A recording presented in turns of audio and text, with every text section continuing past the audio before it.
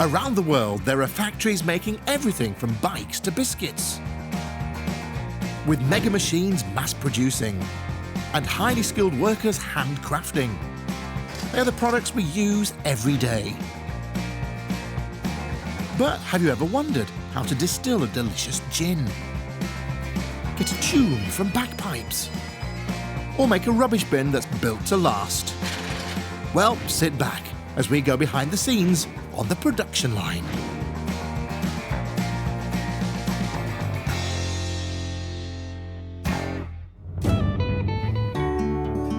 Gin, a classic spirit enjoyed for centuries. It's usually paired with tonic, ice and a slice to make a delicious G&T. Gin's roots can be traced back to the Dutch drink Juniper. It was adopted by the British, who exported it around their empire. It's currently riding a wave of popularity, with global sales measured in the billions of pounds. And one of the market leaders is Bombay Sapphire. Their name hints of gin's popularity in India during the days of the British Raj. And the iconic blue bottle was inspired by Victorian jewels and regal crests. The gin is made on their state-of-the-art production line here at Lavestoke Mill. This former paper mill was once the production house for banknotes. In 2010, the Victorian and Georgian buildings were lovingly restored to make a home for Bombay Sapphire. It's here that a neutral base alcohol is infused with special, natural botanicals.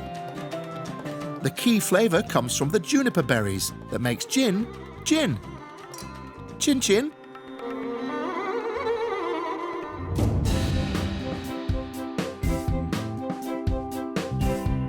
Behind me, we've got 6 100,000 litre tanks.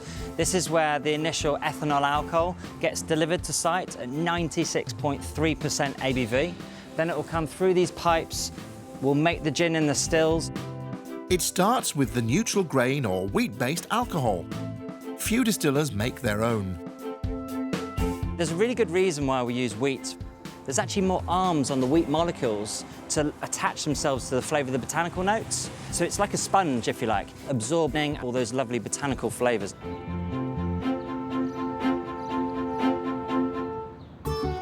The key to making gin is in transforming an ordinary base alcohol into the aromatic spirit loved by millions. The drink has evolved from a herbal medicine in the Middle Ages into a big seller in today's global drink economy. Dutch soldiers used it to calm their nerves before going into battle, hence the phrase, Dutch courage. It became popular with Brits when the Dutch Prince, William of Orange, became King William III of England. Juniper is gin's signature botanical flavour, but Bombay Sapphire include 9 more seeds, berries, roots, fruits and herbs sourced from all over the world. We put in our bottle all the 10 botanicals that go in our gin, and we also say where they come from. But the key thing for us is the ratio, and of course we're never going to tell people the exact recipe. That's something that we want to keep very close to our chests. OK, Sam, what can you tell us? Now, box A has the juniper and the coriander. Box B has things like the angelica, the lemon peel, and then the 4 powders that we use, so cassia bark, orris, licorice and almond. Cassia bark, which is a bit like cinnamon, is from China. Angelica is a herb from Saxony in Germany. Cubeb berries have a peppery taste and are from Java. Grains of paradise is a gingery spice from West Africa. And orris is taken from iris flowers in Italy. The secret recipe dates back as far as 1831, when the Dakin family developed a gin-making method called vapour infusion that's still used today. Vapour infusion involves heating the alcohol to turn it into a gas and passing it through the botanicals to infuse their flavour before cooling and turning it back into liquid. Right, let's start making gin.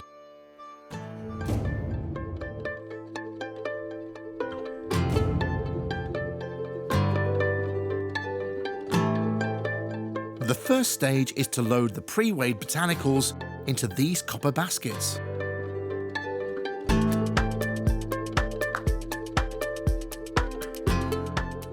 These are all of the 10 botanicals that go into Bombay Sapphire, loaded into these 21 copper baskets. We don't boil these botanicals inside the still. We take this big basket chamber and we lift it over and place it into the infuser basket chamber.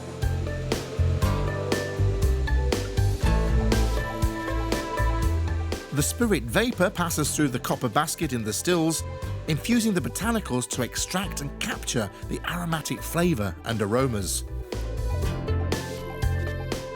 These very special stills are called Carter head stills, developed in the 19th century to make gin and vodka. There are only 5 commercially used ones left in the world.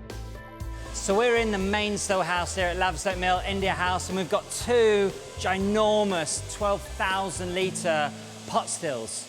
They actually have names, which is quite fun. We've got Victoria, named after Queen Victoria, who's on our bottle. And also over there, we've got Henry, who's named after Henry Portal, that started this paper mill here at Lavestoke Mill as a paper mill in 1719.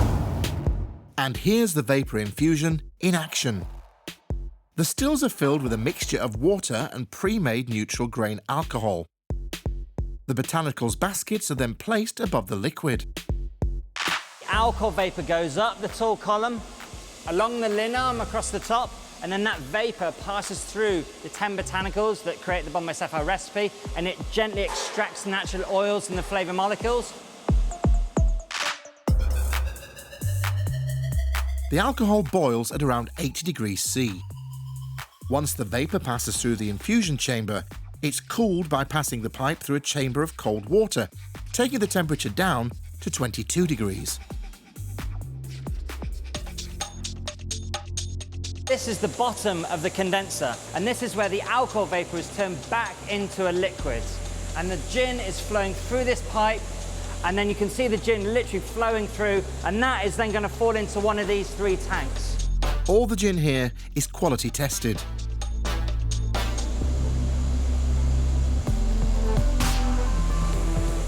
Now at the moment, this liquid is around 88% ABV. That means alcohol by volume. So basically, it's 88% pure alcohol. So I'm certainly not going to drink this, but I'm going to have a smell. The best way to do that is keep your mouth slightly open, short, sharp sniffs. And yeah, this is getting on towards the end of the production process. I'm getting some beautiful, elegant, sort of spicy notes coming in from the cassia bark, a little bit of black pepper notes in there.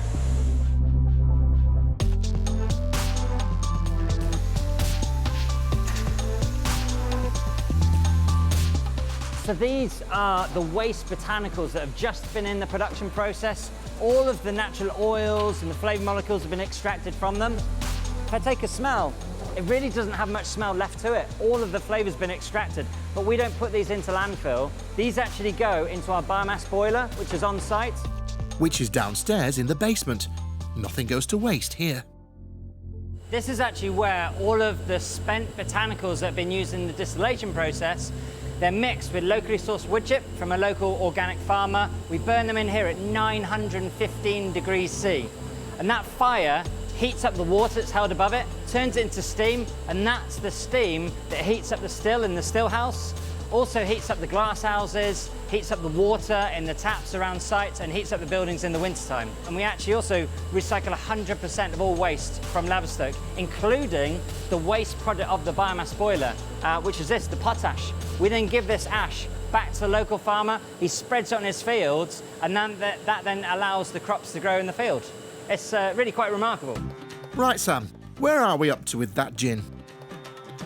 As well as smelling and tasting it throughout production, they do rely upon science here too. They have to make sure each batch is up to standard, and the next stage is quality control. So we're in the quality control lab, and behind me is the sensory room where we do all of the nosing and the tasting to ensure that we adhere to the quality and consistency of our product. So this little bit of equipment to the side of me is Rupert.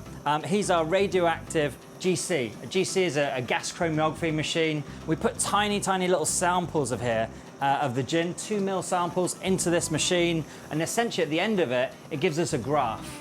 And that tells us all the flavour molecules within the gin, and we can then just overlay that with our standard graph, the perfect example of Bombay Sapphire, just to ensure that we're within our own parameters of the flavour profile.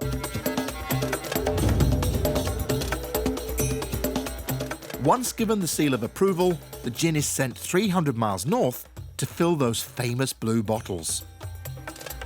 First, it's diluted by adding spring water, which makes it 40% ABV.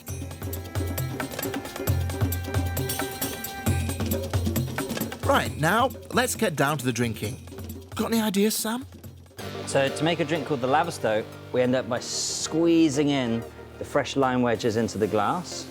Elderflower liqueur, 15 mils of that goes in the glass. Martini Bianco, a Bombay Sapphire.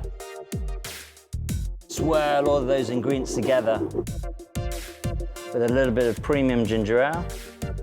Place in a nice big ginger sprig, and then we slide that into the drink. All that aroma wafts up towards the nose, and it gets wonderful minty, ginger, fresh lime kind of aroma coming in there. Finally, it's time for a gin. Cheers, I'm gonna give this a taste. Oh, it's like the quietest I'll have been all day. Genuinely, this is my favourite cocktail right now. Bombay Sapphire produce enough gin here to make around 1.5 billion gin and tonics a year. Cheers.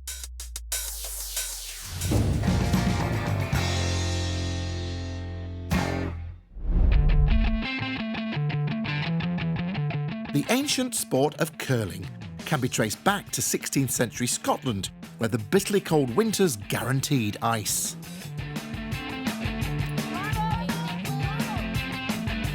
Since the sport was added to the Winter Olympics in 1998, it's seen a worldwide surge in popularity, which means a growing demand for curling stones. These precisely engineered stones need to withstand thousands of hits, but never break. And they're made here by Kay's Curling, the oldest curling stone manufacturer in the world. A curling stone is simply a large, polished circular stone with a handle on the top, but it takes real craftsmanship to make them. They consist of two parts of rare, dense granite. The body is made from Ailsa Craig common green, and then a disc of Ailsa Craig blue hone is inserted into it to make the running band, the bottom of the curling stone. Both have the essential hard-wearing properties a curling stone needs. And Mark Callan has years of experience of making them. The first one is the Ailsa Craig common green, which is the body of the stone. As you can see here, it has got a slight green colour to it and dark flecks throughout it. The insert of the stone, or the running surface of the stone, is this granite, which is Ailsa Craig blue hone. It's a kind of grey-blue colour, and it's distinctive by its white little flecks that are in the granite. The beauty of this granite is that it, to all intents and purposes, it's a closed cell construction and therefore waterproof, ideal for sitting on the ice. And this is where they get the raw material, the island of Ailsa Craig, 8.5 nautical miles off the coast of mainland Scotland. We look to bring enough granite off each time to last us for 10 years. So approximately that's 2,500 tonnes of granite that we'll take off. The split in that is about 2,000 tonnes of the common green, which is the body of the stone, and 500 tonnes of the blue hone, which makes up the inserts. Now, obviously we need, because the inserts are smaller, we need a lot less of it than we do the common green. The granite is special because it's so hard-wearing. The way it's formed makes it coarse, with a distinctive appearance. The granite is mined exclusively for Kays. This island is one of only 2 places in the world the granite can be found, the other being in Wales. Back at the factory, it takes a huge amount of work to turn these slabs of rock into finished stones, destined for competitive curling. The World Curling Federation specify that a curling stone has to weigh between 17.24 and 19.96 kilograms, with a maximum circumference of 91.44 and a minimum height of 11.43 centimetres. They have to have one rough side and one smooth side, with a hole in the centre for screwing in a handle used to release the stone during play. It takes 3 hours to make a stone from start to finish, and it all begins with the coring. The common green and blue honed granite are first made into circular cheese-like blocks. We have two corers. One is coring the Ailsa Craig common green, which will make the body of the stone, and the second corer is coring the Ailsa Craig blue hone, which will make the inserts for the stone. The corers are effectively big drills with diamond-coated cutting tools on them. Diamond-tipped tools are used to cut some of the world's toughest materials.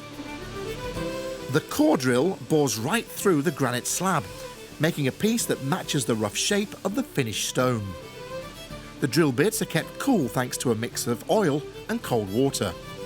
The oil lubricates the mechanical parts of the machine, whilst the cold water prevents the diamond-tipped tools from becoming too hot and turning blunt. Once the cuts are made, it's time to knock the cheese-shaped pieces out of the granite slab. Now we see here a cheese. This has come out of the large corer and it weighs 25 kilos. So I'll bend and pick it up. It's fairly substantial. And this will now, as you see, it's got a certain similarity to curling stone, but not really look like a curling stone. A machine called a lathe is used to carve the cheese into the shape of a curling stone. As it rotates, a curved arm, lined with diamond cutters, shapes the granite. The blue honed granite is sliced to create the running surface inserts for the curling stones. This needs to be pretty indestructible because it's the part of the stone that sits on the ice. It's denser and tightly grained and is more resistant to wear and taking in moisture than the common green. Next, common green granite cheeses are cored to fit the blue hone insert. This is where the pocket in the stone is created that will house the insert. So we actually core both sides of the stone and then the insert is fitted. Stonemaking is a noisy business, but it doesn't seem to bother Mark. But the dentist... You'll never think of the dentist again the same way.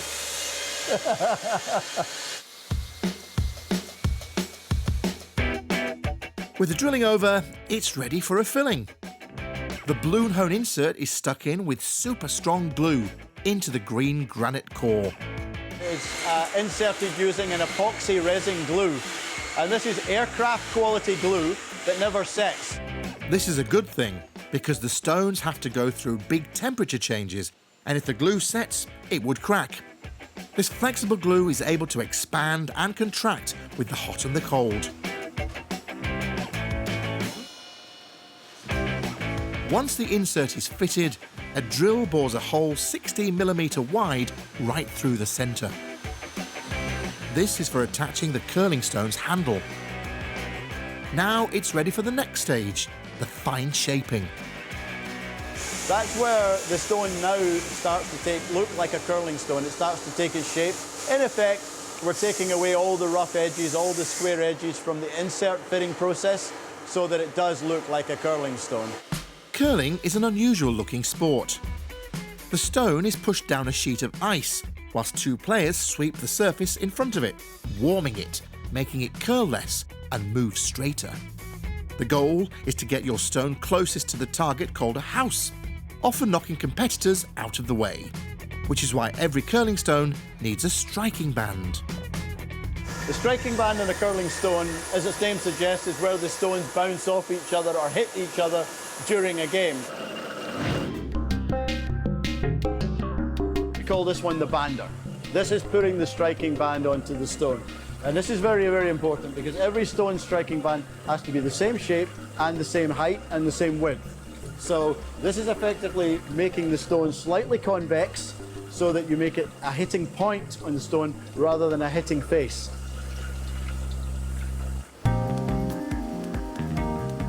And the band on the stone also needs to be roughed up a bit, using a sandblaster,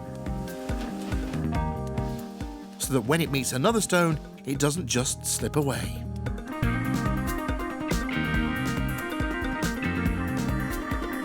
Next, the stones are given an ID number. We also apply a serial number to the stone. So every stone is given a unique serial number so that we can track where it goes in the world. We know its specification, we know all its vital statistics, if you like. So we almost, in effect, give the stone a birth certificate.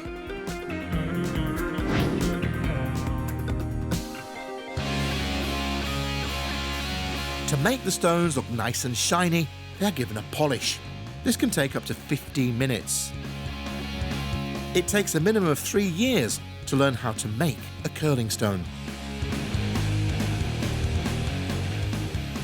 The granite is shined up so that the stone has a really luxurious look to it, so that it looks the part and becomes recognisable as a curling stone that you see the world over. It's also something that's hand done. We use a product called tin oxide, which puts a lot of heat into the stone, which allows the polishing or the kind of glazing process of the stone to happen. And the difference you see in the stone before polishing and after polishing is night and day. Next up, the stone is given a running band. Running the bottom of the stone over coarse sandpaper gives the curling stone more traction on the ice. That's the only part of the stone that actually touches the ice. Craftsman actually moves the stone back and forward, as you see on sandpaper, which is a silicon carbide sandpaper, very rough, very aggressive, and it actually then puts the running surface on the stone. This gives the stone the ability to grip the ice so it curls. And each and every stone has to be perfect.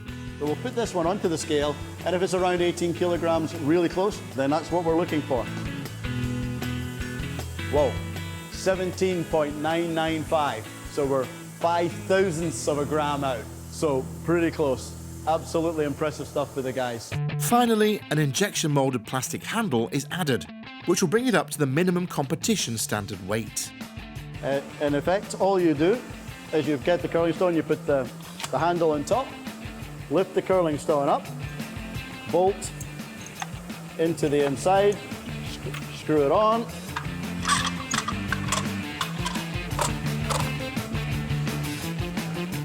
Because the stone's double-sided, they might have to change to the other side, so the handle has to be able to be removable so that it can come off. And that stone now is absolutely ready to go. Once they leave the factory, they are exported all around the world.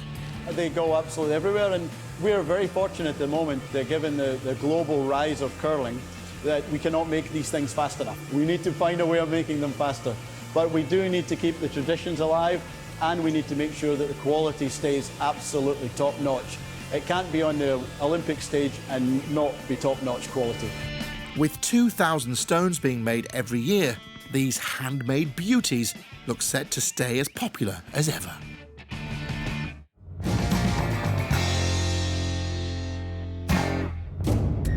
It's estimated that the world creates over 2 billion tonnes of waste every year. And helping to collect, sort and recycle that mountain of rubbish is the wheelie bin. Love them or loathe them, wheelie bins are an essential part of modern life. Seen on street corners around the world, some homes have up to 4 of them. Without them, they'd be drowning in rubbish.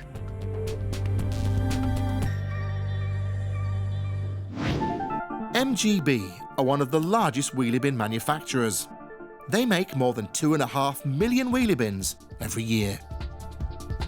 The modern plastic wheelie bin was invented in the late 70s. They were rolled out in the 80s as lugging around big heavy metal bins couldn't really go on. Haters claimed the bins were plastic monstrosities that blighted our neighbourhoods, and some even waged campaigns to get them off our streets. Now, they may not look lovely, but these rectangular plastic containers on wheels, complete with hinged lids and a handle, made bin day easier for everyone. Today, they can be found in dozens of different shapes, sizes and colours. No matter the spec, they're all made in the same way, through injection moulding. But more on that later. First, we need the raw ingredient. Wheelie bin making starts when opaque plastic pellets are delivered here in tankers.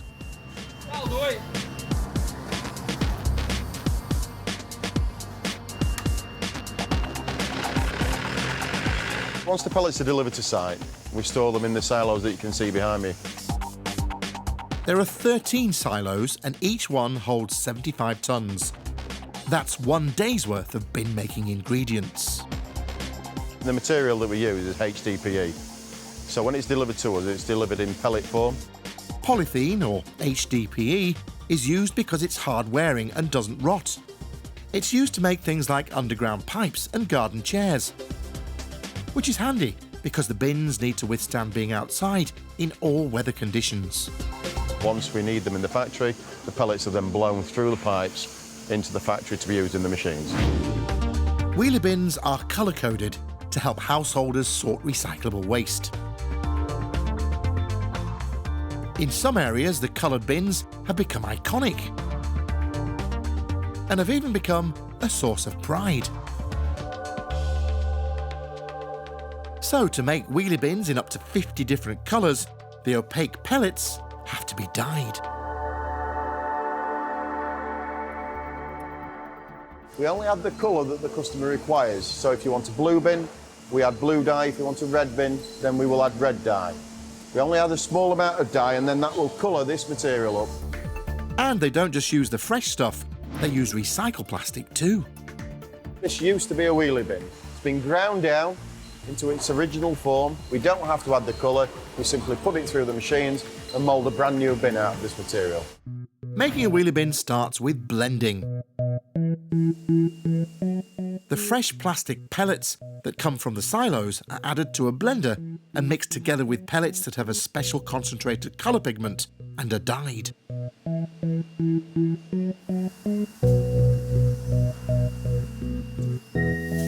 We call it master batch. The reason we call it master batch is because it's colouring the full batch of material. We only add it in a very small percentage, but that very small percentage gives us the colour that we require. 1 in every 100 pellets contains dye, the magic recipe to make a bright, shiny new coloured wheelie bin.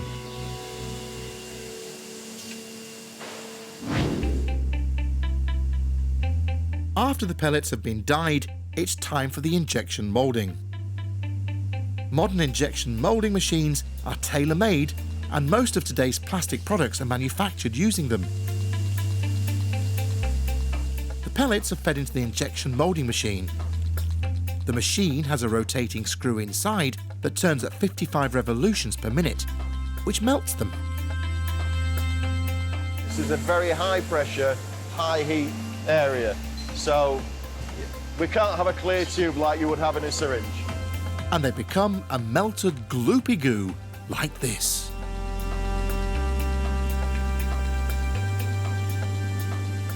So the temperatures that we're talking about on injection are somewhere between 260 and 290 degrees C. So we've got a molten mass that's then waiting to be injected into the injection mould tool. And the mould is the shape of a bin.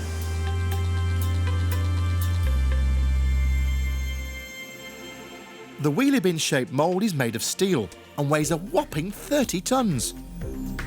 It's clamped together with the force of 2,700 tonnes, holding the two halves together.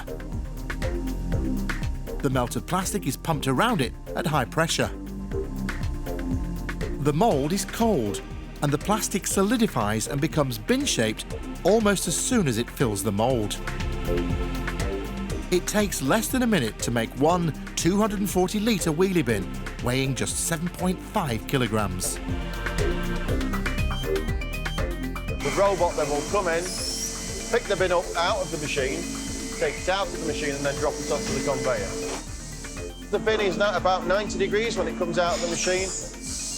Once it's placed on the conveyor, it takes a while to get to the end of the conveyor, and by that time it's usually cooled to below 50 degrees C. But take it from me, it stinks in here. Fortunately, I've been in the industry over 30 years and I smelt plastic all of that time. The lids are made in parallel to the bins and head to the same destination as their partners in grime. It's not always easy to keep the lid on. Because the lids are made on a different machine to the bins, we can interchange the colours. So you could have a grey bin with a blue lid, you could have a green bin with a brown lid. Red, blues, greens, yellows, even white. So any colour that you want, we can make. Decisions. What's your favourite, Dave? Blue. To match my eyes. Once all the plastic has been moulded, it's time for assembly, where a skilled human operator takes over from the robotic moulding machines. The operator takes the bin from the end of the conveyor, trims off any excess plastic, takes the lid from the machine adjacent to this one, puts the lid onto the bin, and then puts in the hinge pins to secure the lid onto the bin itself. And then we put the wheels and axles inside each bin in kit form, ready for it to be assembled on the street.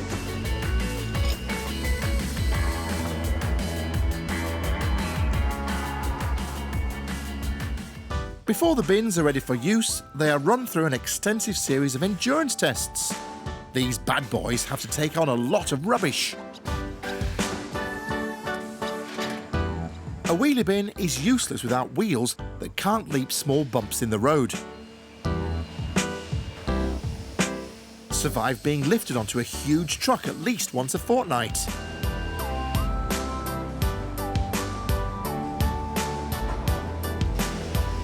Take a tumble down a curb.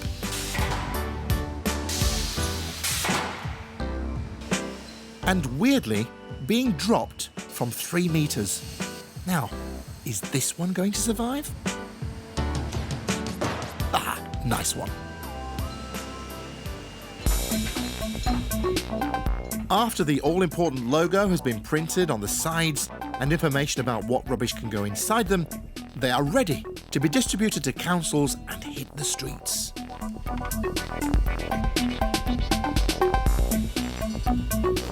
Each coloured batch makes a truckload of bins, and they make up to 50,000 a week.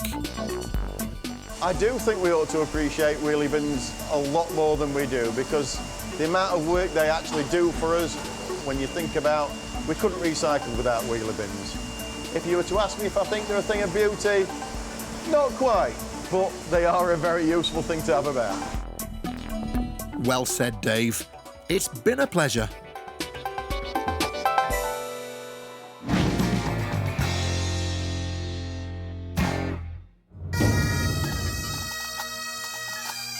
The unmistakable sound of bagpipes. An instrument traditionally associated with Scotland. But their popularity is wide-reaching. Bagpipes are played throughout the world, and even in space. This is US NASA astronaut Kjell Lindgren on the International Space Station. His Great Highland bagpipes were made especially for him back on Earth by bagpipe manufacturer McCallum's. The company was set up in 1998 by friends Stuart McCallum and Kenny MacLeod, who met playing in a pipe band. McCallum Bagpipes have now assembled a team of highly skilled craftspeople who are equally passionate pipers. At the moment we've got about 40 staff, and probably about half of them play bagpipes. Bagpipes are a strange-looking woodwind instrument made up of a number of pipes and, unsurprisingly, attached to a bag. Bagpipes were originally used to scare off enemies on the battlefield. But apparently, plenty of people actually enjoy the sound. The Queen is a big fan. She's even got her own personal bagpipe player, whose job is to play on demand. Bagpipes have a blowpipe to blow air into the bag. This is squeezed by the player, forcing air into pipes, which have reeds inside, so when they vibrate, they make a sound. 3 of them are drone pipes, which make a constant harmonising note, and the final pipe is called a chanter, on which a melody can be played. They make 11 different basic models of bagpipes here. The first step with all of them is making the drones. The wood comes from Mozambique and Tanzania. It's African blackwood, or mapingo as it's known as. It's a very oily wood, it's a very dense, it's got very good tonal qualities to it. They need 14 pieces of wood, sustainably sourced from the mapingo tree per bagpipe set. They get through nearly 1,500 sets per year. The wood is dense and durable and is used to make clarinets, piccolos and oboes too. But turning the wooden blocks into finished pipes takes time and skill, and plenty of it. And the first operation that we do is we just turn the square edges off it just to make it round, and that's really just to make it easier to handle in the turning lathes. They use computer-controlled lathes to mill the components. This one has a seriously strong carbide-tipped wood cutting tool inside to achieve the best surface finish possible. They were the first bagpipe makers to use this sort of technology. Previously, it was all done by hand. This method helps them produce up to 40 sets of bagpipes per week.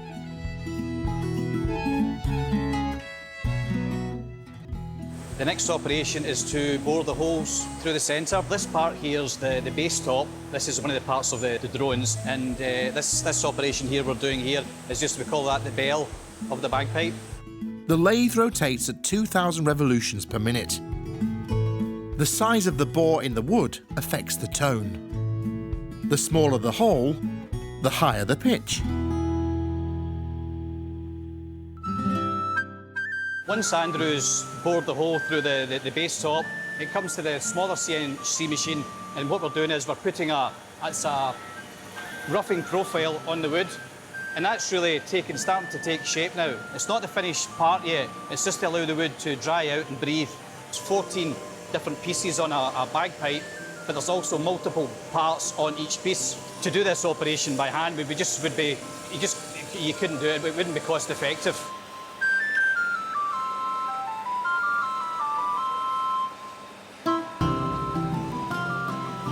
African blackwood is a very oily timber, and if you try to finish it too quickly, it can crack, so we tend to let it sit for about a month between each process.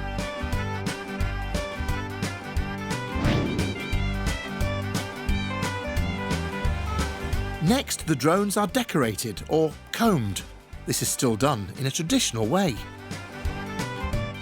It's done by hand with Sean and Alan. You need to be pretty skilled to get the accuracy of the combing, and they're also polishing the wood as well and finishing it with some wood wax just to give it the shine. It's a traditional finish for Highland bagpipes. We can do a few other models that are plain turned, but 99% of them come out the factory with this decoration on it. I mean, it's a right crossover between wood turning and engineering coming together.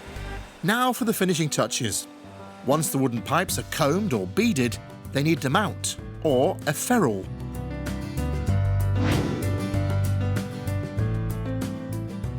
Robert's fitting the ferrules on the base top, so the machine's turning down this piece of wood here, and it's putting a thread on there, and that allows us to screw the ferrule in place. We put a small amount of glue, and that holds the piece securely. The purpose of the ferrule is to hold the wood securely to stop it splitting. The ferrules used to be made of ivory, but nowadays are machined from an aluminium alloy. A computerized machine transforms these rods into a finished part. It threads it and chops it off as well. We put multiple rods in there. It turns the shape on it, bores the hole, threads it, parts it off. The finished component falls into the parts catcher, and then it's on a loop, and then the magazine bar feed will push up the rod again, and the process will start all over again. The ferrules provide endless possibilities for personalising the bagpipes. We've got multiple designs. We've got the traditional sort of Celtic thistle. We've got a few other ones that are fairly popular, Victorian scroll. But we do some specialised things as well. We do some fire department engravings for the American market and police department engravings. But we also customise the bagpipes as well. We are able to put short messages and put people's names onto the ferrule just to customise the bagpipe, just to make it their own. It's engraved with incredible accuracy and precision.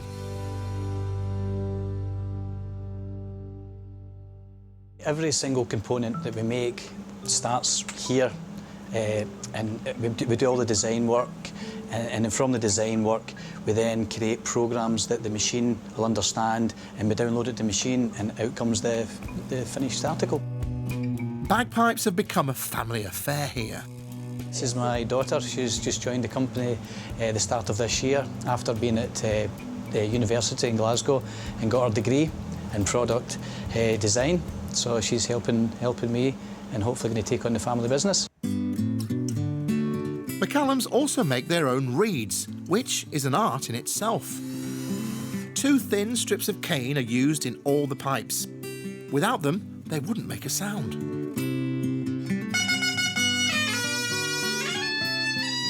Lovely.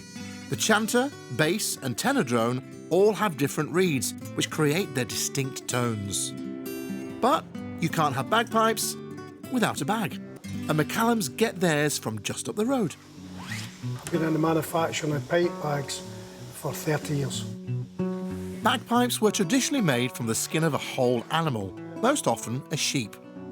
They are still available in hide, but are now mostly made from synthetic material like Gore-Tex, which is much more practical. It's a membrane, 3-layer type membrane, breathable fabric. Well, it's to help moisture escape through the bag. It takes a piece of material 1 metre square to make a standard-sized bag.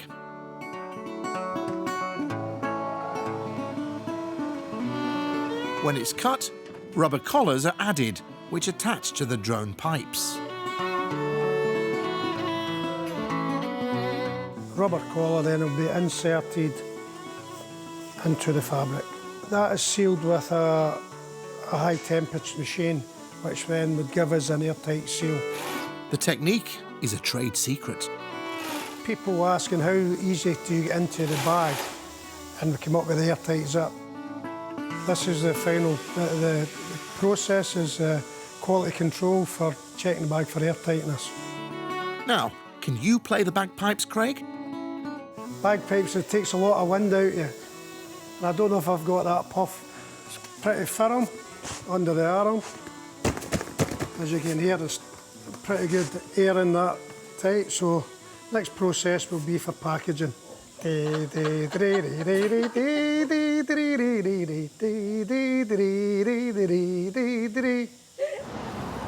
Very nice too.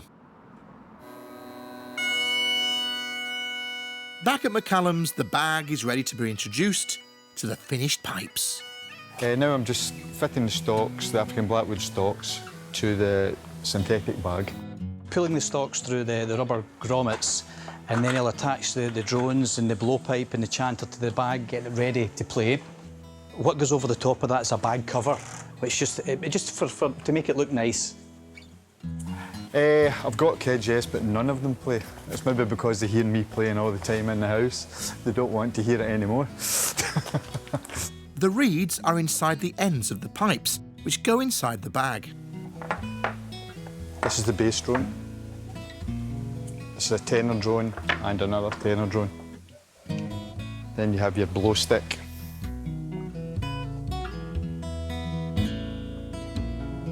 Then at the end, you have your pipe chanter. That's it. And another set of McCallum bagpipes nearly complete.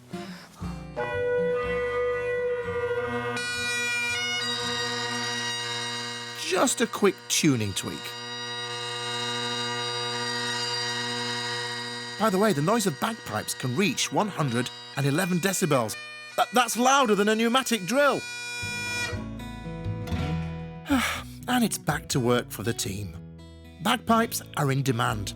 They export an incredible 75% of what they make worldwide. In the 20 years we've grown in business every year since we've been in business, and hopefully it'll continue to grow. And piping, it's reaching all over the world. It's amazing the different countries that are playing bagpipes these days.